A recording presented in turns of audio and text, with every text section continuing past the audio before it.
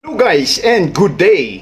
It's Saturday today at ito guys, no, nagpe-prepare na naman tayo para sa drill na naman natin. So medyo maraming drill na i-carry out tayo ngayon guys, no. Mayroong emergency steering, mayroong preparation or kung paano natin, no, paganahin yung emergency generator during blackout. So mamaya guys, no, kukunan natin ng video yung mga drill trainings na gagawin natin.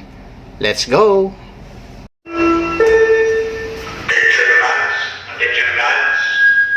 This is a drill. This is a drill. All hands to proceed to starboard side, master station. All hands to proceed to starboard side, master station. In any case of emergency at ganitong magkaroon ng drill, matik yan guys, no, na mag-proceed muna tayo sa master station para sa pag-mastering. This is master station number 1. All is accounted for. Press up and ready. Easy. All is accounted for and ready. All press up and ready. Okay, understood. So today our drill emergency steering. So pakiano lang kaya, no? Kung sinong si first engineer ba o si chief engineer mag-explain sa ano. Ano natin, actual natin yung emergency steering doon sa baba. Tapos ang sunod yung electrical power failure.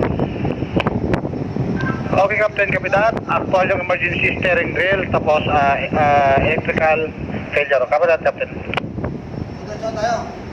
Okay, pag nasa steering Okay, gear na tayo, abiso lang. Kung matapos mo i-explain, tapos ano natin. Okay, Captain, proceeding now, emergency steering. Okay, proceed sa emergency steering. At yan na nga guys, mag-proceed na tayo sa steering gear room kasi mas inuna yung emergency steering drill natin. At ayan, magtipon-tipon muna dito, mag-assemble para sa briefing.